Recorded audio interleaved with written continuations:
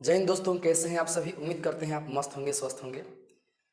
आज हम लोग पढ़ेंगे 10वीं क्लास के लेसन 13 का पृष्ठीय क्षेत्रफल और आयतन का ऑब्जेक्टिव प्रश्न, जो सीधे बिहार बोर्ड 2025 के लिए यूनिक साबित होगा। जी हाँ, अगर आप इस वीडियो को शुरू से लास्ट तक देखते हैं तो यकीन मानिए कि आपका बिहार बोर्ड परीक्षा में 2025 का जो मैट्रिक बोर्ड परीक्षा होने वाला है उसमें एक भी सवाल फंसेगा नहीं, पूरा बन जाएगा। इस वीडियो में आपको हम दो पार्ट में बनाएंगे, एक पार्ट में हाफ और एक दूसरे पार्ट में हाफ। दो पार्ट का वीडियो ही रहेगा, एकदम बेहतरीन रूप से रहेगा। अगर आप पूरा ऑब्जेक्टिव को देखते हैं तो ऑब्जेक्टिव पूरे बिहार बोर्ड का जो एग्ज़ाम होगा मैट्रिक का मैथ वाला, उसमें एक भी छूट कर नहीं आएगा। आप 100% लिख कर आएंगे, ये मेरा गारंटी है 100%। देखिए यहाँ पर जो है प्रश्नों की संख्या 42 है। गणित का मैथमेटिक्स, गणित का जो असाइनमेंट है और 10 क्लास का ऑब्जेक्टिव क्वेश्चन है, सरफेस एरिया एंड वॉल्यूम्स। प्रश्नों की संख्या 42 है। अब देखिए यहाँ पे पहला सवाल दिया गया है, ये अर्धगोले का आयतन कितना दिया गया, 19,404। तो और आयतन दिया है, लिखेंगे कि आयतन बराबर अर्धगोले का आयतन कितना दिया है। आयतन, अर्धगोले का आयतन जो दिया है, अर्धगोले का आयतन वो दिया है 19,404 सेंटीमीटर क्यूब। तो अर्धगोले का कुल क्षेत्रफल क्या होगा। तो सबसे पहले देखिए अर्धगोले का आयतन का फॉर्मूला क्या होता है, तो आपको पता है 2/3 पाई आर क्यूब और 19,404। किसको किसको पता है अर्धगोले का आयतन 2/3 पाई आर क्यूब होता है। हाँ, सबको पता है। अब देखिए इसका आयतन इतना दिया है। अब हम लोग क्या करेंगे कि इसको हल करके हम लोग त्रिज्या निकाल लेंगे। जैसे कि देखिए आर क्यूब बराबर 19,404 बटे में 2 और पाई, 2 पाई बटे में 3। समझिए कि ये गुणा में था तो ये दोनों कहाँ आ गया, बटे में आ गया। अब इसके बाद देखिए आर क्यूब बराबर 19,404, ये उल्टा हो जाएगा 3 बटे में 2 पाई। पाई का मान यहाँ रख देते हैं 22, बटे में 7 आएगा, चल जाएगा ऊपर में। अब देखिए कैलकुलेशन इसका समझिएगा। अब ये कटेगा 2 से कितने बार में, 2 9 18 1 19, 2 7 14 0 2 9702, यानी आर क्यूब बराबर 9702 गुणा 3 7 21 बटे में 22। अब देखिए इसके बाद जो है ये दोनों कट जाएगा, ये कट जाएगा 441 बार में। ठीक, अब देखिए आर क्यूब बराबर 441 को तोड़ेंगे तो क्या आएगा। तो आप जानते हैं कि 21 में गुणा करने पर क्या आता है, 441 आता है। तो इसको 441 को तोड़ेंगे ना तो 2 को 21 बनेगा, 2 को 21 बनेगा और 3 7 21। तो आर क्यूब है तो आर बराबर घन है तो क्या होगा, घनमूल। तो 3 को 21 में से 1 को 21, यानी त्रिज्या हो गया 21। अब हमें सवाल में कहा गया कि अर्धगोले का कुल पृष्ठीय क्षेत्रफल क्या होगा। तो क्या अर्धगोले का कुल पृष्ठीय क्षेत्रफल आपको मालूम है क्या होता है। तो हाँ, होता है 3 पाई आर स्क्वायर। हम लोग उसी पर इसे हल कर लेंगे। होता है 3 पाई आर स्क्वायर। तो 3 पाई 22 बटे में 7 और आर स्क्वायर यानी कि आर के मान दिया है 21, तो 21 का स्क्वायर। क्या आप समझ रहे हैं। अब बताइए 21 कटेगा ना 7 से, कितने बार में, 3 बार में। 22 तिहाई 66, 22 तिहाई 66 और 21 तिहाई 63।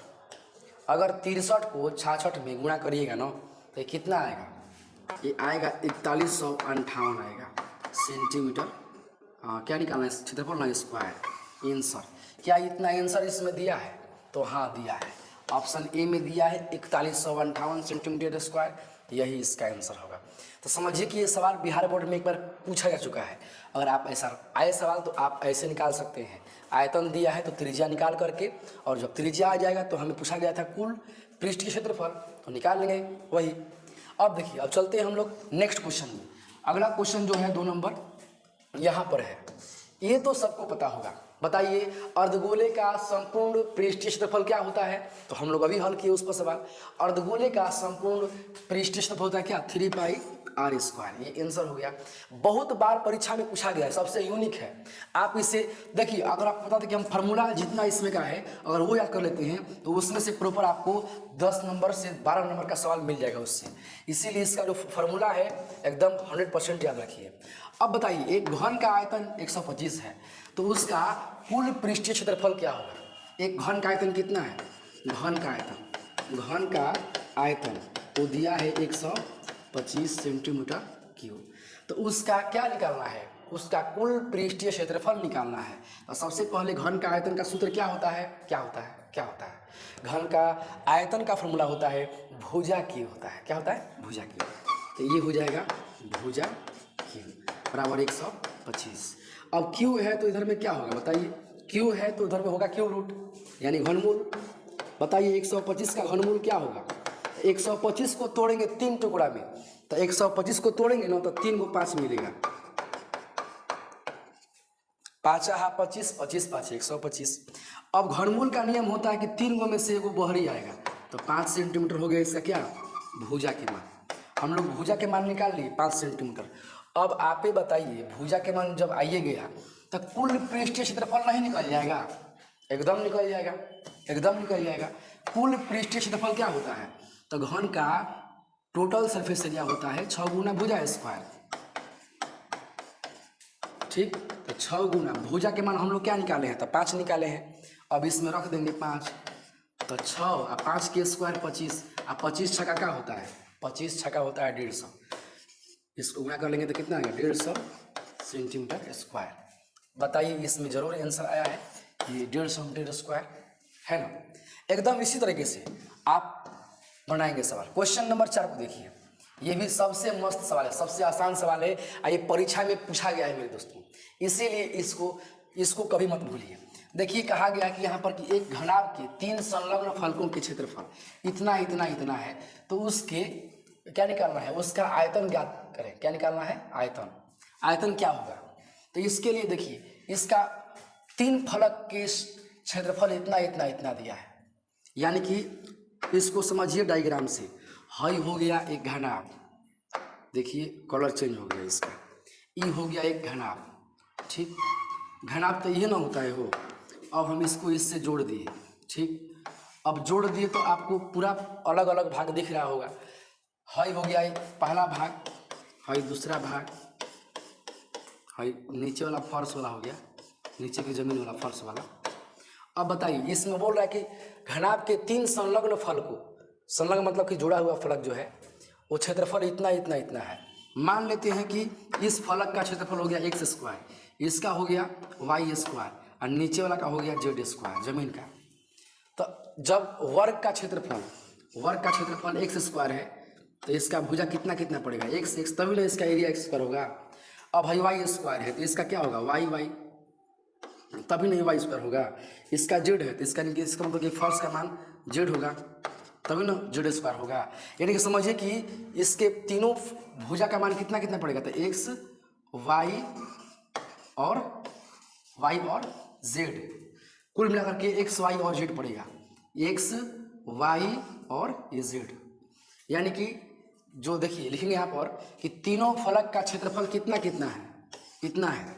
जो क्षेत्रफल है ना वो x square y square z square है। हम बताए हैं हमेशा ही, आज ही बता रहे हैं कि जब कभी भी आपको क्षेत्रफल दिया रहे और उसका फलक निकालना हो, भुजा निकालना हो, सीधे उसका वर्गमूल कर दीजिए, तो एक्स स्क्वायर का वर्गमूल एक्स वाई जेड, यानी इसके फलक का वैल्यू कितना हो गया? X y z. अब आराम से इसका बोल रहा है क्या कि इसका आयतन क्या होगा? तो आयतन क्या होता है? हाई हो गया लंबाई का मान, हाई हो गया चौड़ाई का मान, हाई हो गया ऊंचाई का मान। तो घनाभ का आयतन बराबर क्या होता है? L B H. तो एल का मान एक्स, बी का मान वाई, एच का मान जेड, एक्स वाई जेड जो है इसका आयतन का आंसर होगा। आप देख सकते हैं कि यहाँ पर जो है आयतन का आंसर एक्स वाई जेड यहाँ पर ऑलरेडी दिया गया है। तो ऐसा ही ये सब क्वेश्चन जो है सबसे यूनिक क्वेश्चन है। आप बोर्ड एग्जाम में क्वेश्चन ऐसा ही पूछता है, ठीक है, और उसे इस तरीके से ही हल करते हैं। चलिए चलते हैं क्वेश्चन नंबर 5 में। क्वेश्चन नंबर 5 जो है नेक्स्ट पेज पर है। यहाँ पर देखिए, एक बेलन का व्यास 28 है। एक बेलन का व्यास कितना है? 28 और ऊंचाई 20 है। बेलन का कुल पृष्ठीय क्षेत्रफल क्या होगा? बेलन का व्यास कितना दिया है? तो सबसे पहले वो बेलन है, इसका व्यास दिया है 28। तो बताइए कि त्रिज्या कितना हो जाएगा? 14 होगा ना, 14, इसका आधा 14 हो जाएगा। इसका ऊंचाई कितना दिया है? 20। बेलन का कुल पृष्ठीय क्षेत्रफल क्या होगा? तो बेलन का टोटल सरफेस एरिया आपको पता है, तो हाँ, बेलन का कुल पृष्ठीय क्षेत्रफल होता है 2 pi r into R plus H. लिख देंगे 2 pi r into R plus H. त्रिज्या दिया है, ऊंचाई दिया है 20, बस मान रखना है, पाई का मान 22/7, पाई का मान 22/7, आर का मान जो है 14 हो गया, आर के मान 14 प्लस 20, 7 दूनी के 14, 22 दूनी के 44, 20 10 30 4 34।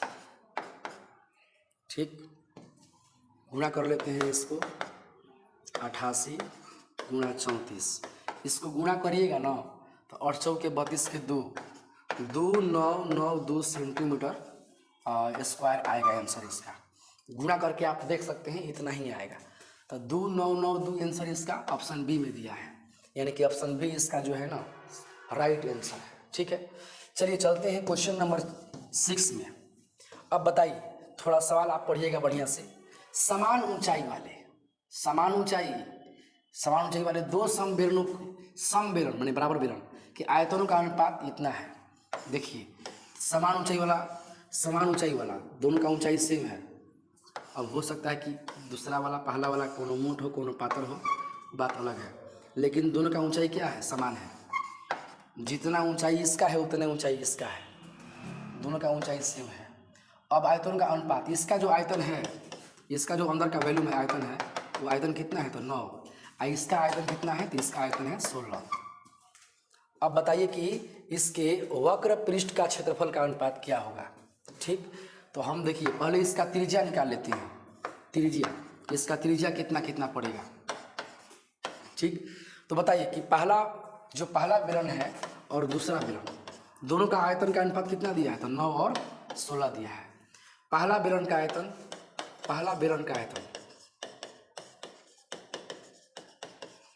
और दूसरा बेलन का आयतन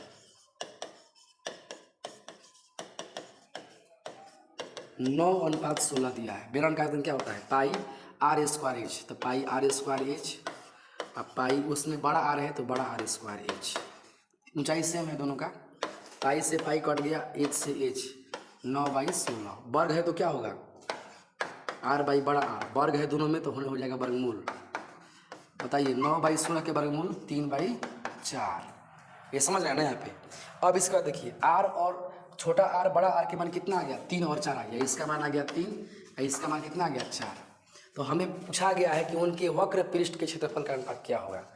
तो पहला बेलन का वक्र पृष्ठीय 2 पाई r h और उसका वक्र पृष्ठीय क्षेत्रफल 2 पाई r h। क्या आपको ये पता है? आपको वक्र पृष्ठ का क्षेत्रफल पता है? दोनों एक सेम है।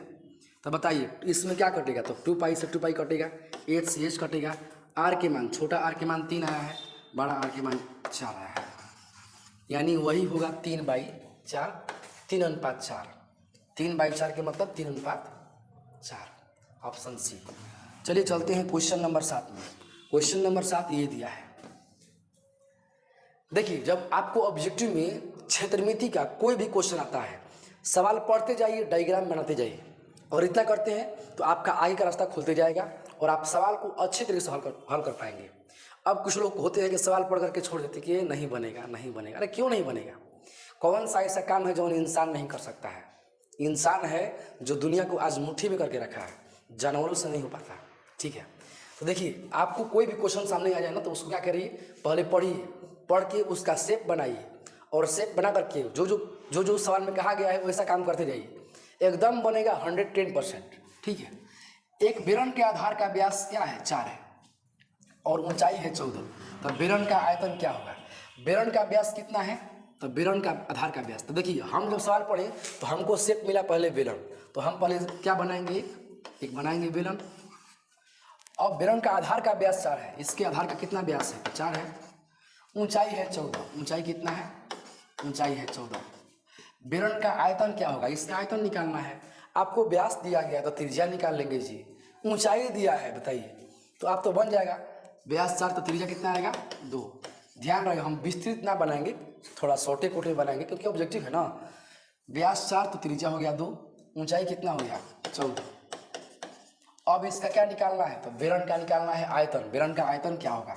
आयतन के मतलब क्या होता है? बेलन का आयतन का फॉर्मूला क्या होता है? पाई आर स्क्वायर एच। एक बात और, जब आप आयतन कहाँ ज्ञान करेंगे तो आयतन का सूत्र लिख दीजिए। हल करते वक्त अब ये देखिए कि हमें पाई का मान रखना है या नहीं, कैसे चलेगा पता? तो आप ऑप्शन देखिए कि ऑप्शन में जो है पाई के रूप में आंसर दिया है, तो आंसर में पाई नहीं है, आंसर में पाई नहीं दिया है, पाई इसमें नहीं दिया है, अंक दिया है। अगर आंसर में पाई दिया होता 3 पाई 4 पाई 5 पाई तो हम पाई के मान नहीं रखते, लेकिन आंसर में पाई नहीं दिया है तो पाई के मान रख के बनाएंगे। पाई के मान कितना? 22/7। आर के मान 2, एच के मान 14, 7 दूनी के 14, 22 दूनी के 44, 2 दूनी के 4, 6 चौक के 16 के 6, 16 1 17, 176 सेंटीमीटर स्क्वायर। स्क्वायर नहीं क्यों, क्योंकि ये आयतन है ना, आयतन में क्यों होता है। तो इसका ये जो है आंसर होगा। आप ये समझ गए होंगे। अब चलते हैं हम लोग आगे।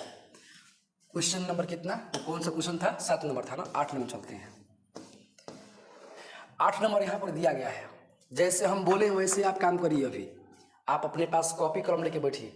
अभी ना कि बैठे हैं चौकी पर, कुर्सी पर, चेयर पर बैठे हैं आप और बस वीडियो देख रहे हैं, तो इससे ना होने वाला है।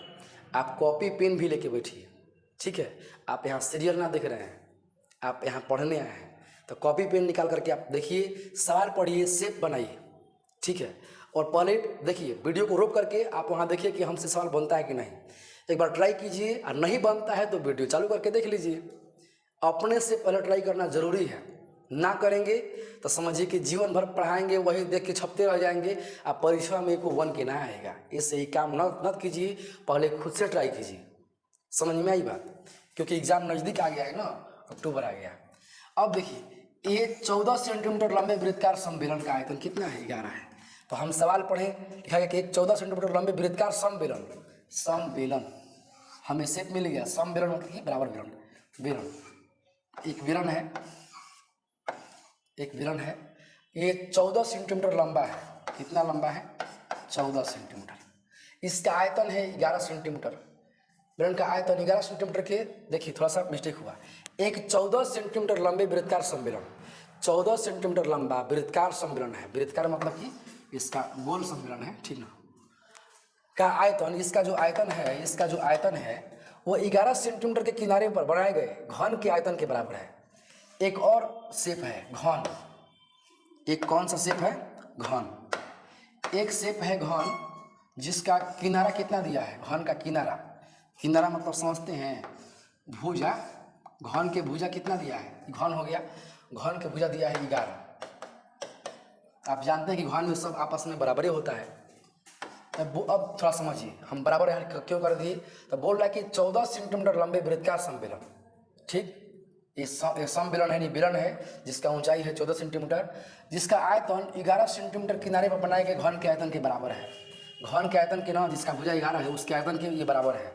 इसका आयतन इसके आयतन के बराबर है। तो बताइए कि बेलन का व्यास क्या होगा? बेलन का व्यास क्या होगा, यही निकालना है। तो हम लोग ये काम करेंगे, जो मान दिया है, क्या मान दिया? ऊंचाई दिया है ना। तब बेलन का आयतन क्या होता है बताइए? बेलन का आयतन पाई आर स्क्वायर एच। इसका जो आयतन है इसके आयतन के बराबर है। यानी घन का आयतन क्या होता है? भुजा क्यू। अब पाई के मान रखाएगा तो आएगा 22/7। आर के मान तो इसमें है नहीं, व्यास निकालना है तो हो गया आर स्क्वायर। एच के मान तो 14, भुजा के मान तो भुजा क्यों ना है 11 × 11 × 11। अब देखिए कटेगा, 7 दूनी के 14, आर स्क्वायर बराबर 11 × 11 × 11 बटे में। अब भाई गुणा में है तो कहाँ जाएगा? बाटा में जाएगा। 22 × 2, ये 11वां 22 से कट जाएगा 2 बार में, 11 दूनी के 22। वर्ग है तो क्या बनेगा? वर्गमूल 11 × 11 बटे में 2 × 2। अब बताइए कि 2 को 11 में से 1 11, 2 को 2 में से 1 2, यानी कि 11 का आधा कितना होता है 5.5, 5.5, 5.5, 5 दूनी के 10 11, 5.5, यानी कि त्रिज्या इसका आ गया 5.5। तो क्या निकालना है व्यास 9, तब व्यास कितना होगा, व्यास बराबर क्या होता है, व्यास बराबर 2 गुने त्रिज्या, 2 गुने 5.5, 11 आएगा, 5.5 दूनी के 11, यानी 11 सेंटीमीटर इसका क्या होगा, इसका व्यास होगा। ठीक है, कुछ समझ में आ रहा है, खाली देख ही रहे हैं, कमेंट बॉक्स में थोड़ा लिख दीजिए। ठीक है, चलते हैं आगे। क्वेश्चन नंबर 9 देखिए, एक गोले का पृष्ठीय क्षेत्रफल 154 है। गोले का पृष्ठीय क्षेत्रफल कितना है 154, तो गोले का आयतन क्या होगा। तो देखिए गोला का पृष्ठीय क्षेत्रफल, गोला में ना खाली एक ही क्षेत्रफल होता है, उसको संपूर्ण कहिए चाहे वक्र कहिए, 4 पाई आर स्क्वायर। क्या होता है 4 pi r square, 4 pi r square यानी खटिया आर स्क्वायर। ठीक है, तो अब देखिए अब हमें इसमें क्या दिया गया है कि एक खटिया आर स्क्वायर का मान दिया है 154। ठीक, सेंटीमीटर क्यों ना होगा, एक किसी छुछुंदर ने लिख दिया है, स्क्वायर हो गया यहाँ पे। तो गोले का आयतन निकालना है हमें, क्या निकालना है, गोले का आयतन निकालना है। तो 4 पाई आर स्क्वायर, तो आर स्क्वायर बराबर 154 बटे में 4 पाई, 4 गुने 22 बटे में 7, 154 गुना 7 बटे में 4 गुना 22, 22 साते 154, 22 के पढ़ा पता है, 22 साते 154, 7 गुने 7 बटे में 4, ये हो गया आर स्क्वायर। अब वर्ग बात तो वर्गमूल हो ही ना होने, 7 गुने 7 बटे में 4, 2 गो 7 तो 1 गो 7, वर्गमूल 4 के वर्गमूल 2, 7/2। तो इसमें हमें कहा गया है निकालने के लिए गोले का आयतन।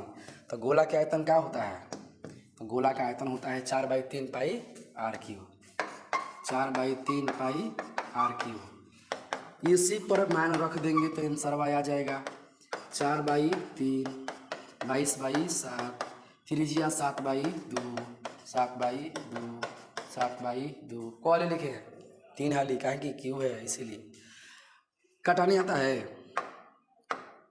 7 से 7 कटेगा ना, हाँ, 2 से 22 11, 2 दूनी के 4, 2 से 2, और ही माने क्रम में कुछ कटे वाला दिख रहा है ना, सब तो कट ही गया। बताइए क्या क्या बच गया, 11 7 7, 11 गुनी 7 7 49 बटे में 3, 49 में 11 में गुणा, तो हम गुणा इसका बताए हैं, हटा के सटा के कैसे, 49 को 11 में गुणा करना है ना, 4 9 के हटा के जोड़ के सटा दो, 9 4 13, 13 के 3 हासिल 1, हासिलवा एक में जोड़ा जाएगा, 4 1 5, 539, 539 बटे में 3, हई भागवा मारिएगा ना, तब 3 1 3, 2 5, 3 7 21, 22 23, 3 9 27 और 2/3, इतना आएगा आयतन। पूर्णांक में कर दिए, काहे से कि आंसर पूर्णांक में दिया है। तो देख लीजिए ध्यान से कितना आया है, और बताइए कि इसमें कौन ऑप्शन होगा, कुछ ध्यान आया, ऑप्शन नंबर ए। तो ये 9 नंबर क्वेश्चन हो गया ठीक ना। अब चलते हैं 10 नंबर में। हाई देखिए ना कितना आसान है, त्रिज्या दिया है 7 सेंटीमीटर त्रिज्या वाला अर्धगोला। क्या है अर्धगोला, दिमाग में पहला शेप आ गया अर्धगोला, बना देंगे अर्धगोला। त्रिज्या कितना है 7, कुल पृष्ठीय क्षेत्रफल टोटल सरफेस एरिया, टोटल, तो अर्धगोला के कुल पृष्ठीय क्षेत्रफल कितना होता है 3 पाई आर स्क्वायर। 3, एगो बात ध्यान रखिए, पाई के मान रखे से पहले कि आंसर इसमें किस में दिया है, तो पाई के रूप में दिया है, तो हमारा पाई के कोनो छेड़खाड़ी ना करना है, ओकरा चुपचाप उतार देना है। काहे, अगर पाई के मान रख देंगे तो पाई का आंसर हमें कहाँ से आएगा, उड़ के आएगा। पाई को छोड़ दीजिए वैसा ही, क्या कि आंसर किस में है, पाई के रूप में है। आर के मान 7, अभी कटेगा ना 3 पाई, 7 7 49, मान धो देंगे, कितना आएगा बताइए, 9 27, 9 27 के 7 हासिल 2, 4 12 2 14, 147 पाई सेंटीमीटर स्क्वायर आंसर। थोड़ा ध्यान से देख लीजिए, हाँ ये आंसर आया वहाँ पे, हाँ आ गया। ठीक है, यानी कि क्षेत्रमिति का सिर्फ एक ही मेन ट्रिक मानिए उसको, चाहे कंसेप्ट मानिए, यही है कि सवाल पढ़ते जाइए, डायग्राम बनाते जाइए, आज जैसे जैसे कहेगा वैसे वैसे चलना है, आंसर आपके पीछे पीछे दौड़ के आएगा। ठीक है ना। इसीलिए सवाल से मत डरिए, सवाल को आप डरवाइए, क्या समझे। चलिए आगे चलते हैं। क्वेश्चन नंबर 11, यदि किसी गोले की त्रिज्या आधी कर दी जाए, अगर कौन गोला की त्रिज्या आधी कर दी जाए तो मूल गोला का आयतन और नया गोला का आयतन का अनुपात क्या होगा।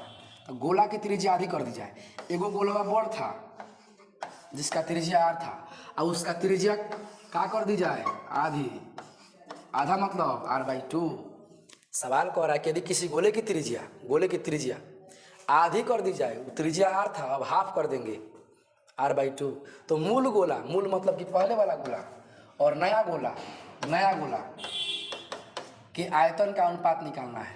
तो हे गोला के आयतन अब बटा में हे गोला के आयतन, तो हे गोला के आयतन क्या होगा 4/3 पाई r³ और हे गोला के आयतन क्या होगा, तो 4/3 पाई r³ यानी कि r/2 अब देखिए है दोनों तो कट जाएगा, r³ बचा, हे r के क्यू r³ और 2 के क्यू 8, r³ आता है लंगड़ी भिन्न में क्या होता है उल्टा हो जाता है 8/r³, ये कट जाएगा तो कितना आएगा 8:1, 8:1। आप देखिए यहाँ पर बच गया 8:1, ऑप्शन नंबर बी। ठीक, देखिए अब नेक्स्ट नंबर देखिए, नेक्स्ट क्वेश्चन 12 नंबर, एक बेलन की ऊंचाई 14 है और इसका, देखिए यहाँ पर दिया किसका गलती है, यहाँ पर रहेगा इसका, ठीक है। तो एक बेलन की ऊंचाई 14 है, एक बेलन की कितना ऊंचाई है, बेलन की ऊंचाई है 14 सेंटीमीटर। इसका वक्र पृष्ठीय क्षेत्रफल कितना है 264, इसका वक्र पृष्ठीय क्षेत्रफल है 264 सेंटीमीटर स्क्वायर। तो बेलन का आयतन ज्ञात करें, क्या निकालना है इसका आयतन। अब बताइए, आपको एच के मान देवे किया है और वक्र क्षेत्रफल देवे किया है, तो सबसे पहले उसका त्रिज्या ज्ञात कर लेते हैं और जब त्रिज्या आ जाएगा तो उसका आयतन निकाल लेंगे। तो इसके लिए हम लोग एक काम करेंगे, है किसका मान दिया है, वक्र पृष्ठीय क्षेत्रफल का। तो बेलन का वक्र पृष्ठीय क्षेत्रफल का होता है 2πr/h होता है, ठीक। तो बेलन का वक्र पृष्ठीय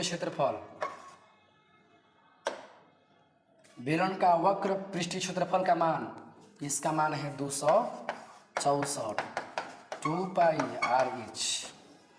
अब इसी में मान रखेंगे 264, 2 पाई 22/7, r नहीं है, ऊंचाई 14, 7 दूनी के 14, तो 264 बटे में 2 दूनी के 4 गुणा 22।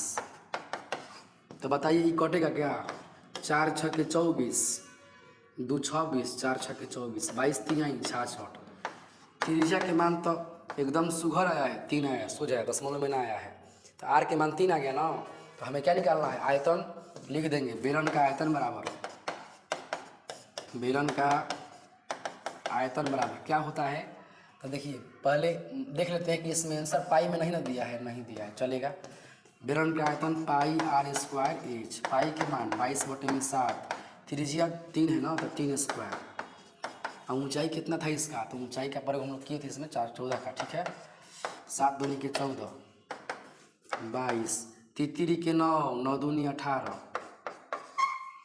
18 को 22 में गुणा करिएगा ना, तो 18 दूनी के 36 के 6, हासिल 3, 36 3 39 सेंटीमीटर स्क्वायर नहीं आयतन मत क्यों, 396 सेंटीमीटर क्यों। इसका आंसर आया है क्या, तो हाँ आया है, ऑप्शन नंबर बी 396। ठीक, इस तरीके से ये सवाल जो है कंप्लीट हुआ। अब देखिए ये सवाल, एक बाल्टी के वृत्तकार सिरों की त्रिज्या इतना है, यानी कि एगो बाल्टी है, एगो क्या है, बाल्टी है, तो एगो बाल्टी है, और इसका त्रिज्या कितना है, तो इसका त्रिज्या है 35, इसका त्रिज्या है 14। अब बोल रहा है कि बाल्टी की ऊंचाई 40 है, कितना ऊंचाई है 40। तो हमें क्या निकालना है, तो इसका आयतन क्या होगा, तो देखिए बड़ा आर के मान 35 है, यानी r1 के मान 35, r2 के मान 14, ऊंचाई 40। तो छीनक का आयतन क्या होता है 1/3 πh into r1 square plus r2 square plus r1 into r2। चलिए पहले इसमें हम लोग मान रख लेते हैं। 22/7 ऊंचाई 40, R1 के मान 35 का स्क्वायर प्लस 14 का स्क्वायर प्लस 35 गुना 14, 22 चौके 88, 880, 70 के 21, 35 का स्क्वायर 1225, 35 का स्क्वायर करने पर इतना आएगा, कितना आएगा 1225, 14 के स्क्वायर 196, अब 35 में 14 में गुणा, 14 5 70 के 0 हासिल 7, 14 दिया 42 7 49, 490, ये सबको जोड़ लेना है। ठीक, 840/21, 5 6 11, 11 के 1 हासिल 1, 2 और 9 11, 11 और 9 20, 20 1 21 के 1 हासिल 2, 2 और 1 3, 3 4 7, 7 2 9 का 1। ठीक, अभी कटेगा 3 7 21, 3 से 3 6 के 18, 1 19, 3 के 9, 2 11, 3 7 21, 7 9 63, 7 कम 7, 884 गुना 91 करेंगे ना, 84 नहीं है 880 है, 880 गुणा करेंगे ना तो ये आएगा कितना, ये गुणा करने पर आएगा 880, 8/80 सेंटीमीटर क्यूब आंसर, यानी ऑप्शन नंबर इसका कौन सही होगा, बी। ठीक, इस तरीके से ये आंसर हो गया। गोला का संपूर्ण पृष्ठीय क्षेत्रफल इनमें से कौन होगा, कौन होगा अगर त्रिज्या r हो, तो गोला का पृष्ठीय क्षेत्रफल क्या होता है, 4πr², खटिया r², d। और 15 नंबर सवाल देख लीजिए, 15 नंबर सवाल में दिया है एक शंकु की ऊंचाई 24 है, आधार की त्रिज्या 6 है, तो इसका आयतन क्या होगा, तो शंकु का हमें आयतन निकालना है ना, ऊंचाई कितना दिया है, तो ऊंचाई दिया है 24, त्रिज्या कितना दिया है 6, तो शंकु क्या निकालना है, आयतन, तो शंकु का आयतन बराबर, शंकु का आयतन बराबर 1/3πr²h, 1/3 r², 6 गुणे 6 और ऊंचाई। अब इसको कटा देना है तो क्या आएगा, 3 से कटेगा 6 कितनी बार में, देखिए एक बार 22 ना करना है क्योंकि इसका जो है आंसर के रूप में है ना, इसीलिए 3 दूनी के 6, 6 दूनी के 12 गुणे 24, 12 14 8, 12 24 28, 88 सेंटीमीटर क्यूब। देखिए इसमें जो है ये आया है ऑप्शन नंबर ए, 15 का ए। इस तरीके से आज 15 ही सवाल रह देते हैं और अगले क्लास में, यानी कि अगले क्लास में हम लोग जो है वो देखेंगे इसके आगे का सवाल। ठीक, इतना 15 को बनाए ना, 15 को काफ़ी है आज के लिए, ढेर खाएंगे तो अपच हो जाएगा ना, ढेर पढ़ेंगे तो अपच हो जाएगा। तो आपको यही काम करना है कि 15 सवाल को जितना हम बना दिए ना, 2 12 3 12 14 जितना हाली मन करे ना उतना हाली आप रिविजन कर लीजिए और दिमागवा में लिख लीजिए कि ऐसा ही सवाल आता है परीक्षा में। रिविजन कर लेंगे, ना भटकेंगे ना भुलाएंगे, एकदम लिख के आएंगे, है ना। इसीलिए आप अब मिलते हैं हम अगले क्लास में, आज के लिए इतना ही। धन्यवाद, आप अपना ख्याल रखिए, ठीक है।